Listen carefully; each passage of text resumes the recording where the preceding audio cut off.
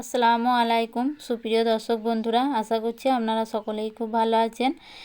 তো অনেক সময় দেখা যায় যে বাড়িতে রসগোল্লা থেকে গিয়েছে আর সেই রসগোল্লাগুলো খেতে ইচ্ছে করে না।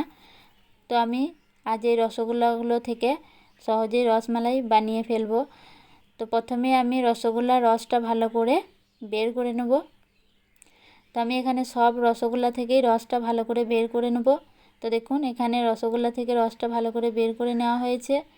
এরপর আমি গ্যাস ওভেনের মধ্যে একটা কড়াই দিয়ে দিচ্ছি, আর এই কড়াইয়ের মধ্যে আমি দিয়ে দেবো দুধ। তো এখানে আমি 500 মতো দুধ নিয়েছি, যেহেতু মিষ্টির পরিমাণ কম তাই আমি এখানে 500 মতো দুধ নিয়েছি। আর দুধটা কিন্তু আমি আগে থেকে একবার জাল করে নিয়েছিলাম। এরপর দুধটা ভালো করে ফুটিয়ে আমি একটু গাঢ় করে নেব, আর আমি বারবার নাড়াচাড়া করব যেন না লেগে যায়।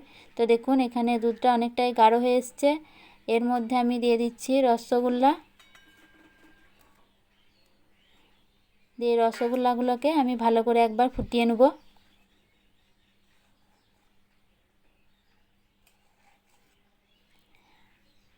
আর আমি একটা এলাচ থেকালে রেখেছিলাম, তো সেই এলাচটা আমি এখানে দিয়ে দিচ্ছি।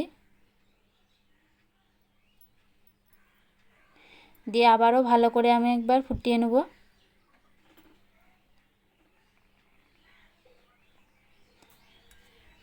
আর দেখুন কত সুন্দর হয়েছে।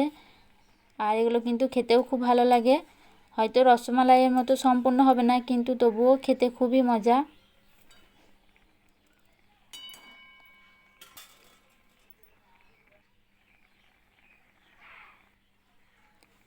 তো আমি এখানে জালটা বন্ধ করে দেব।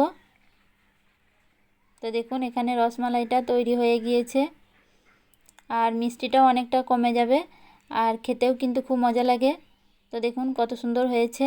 যদি আপনাদের ভালো লেগে থাকে তাহলে অবশ্যই চ্যানেলটি সাবস্ক্রাইব করবেন, আর পাশে থাকা বেল আইকনটা প্রেস করবেন সবার আগে ভিডিও পেতে।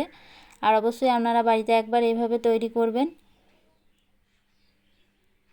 আর ভিডিওটা শেষ পর্যন্ত দেখার জন্য অসংখ্য ধন্যবাদ। ভালো থাকবেন, সুস্থ থাকবেন। দেখা হচ্ছে পরের ভিডিওয়। আল্লাহ হাফেজ।